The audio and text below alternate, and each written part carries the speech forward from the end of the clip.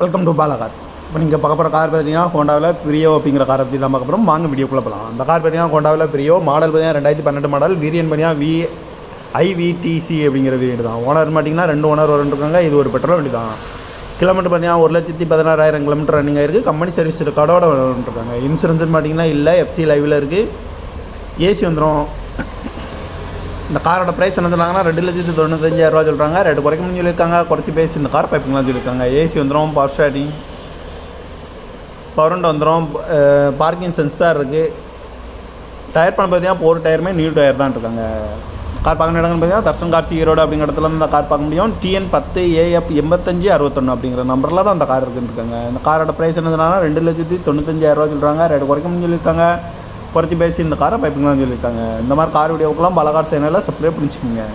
Thank பார் வாட்சிங்.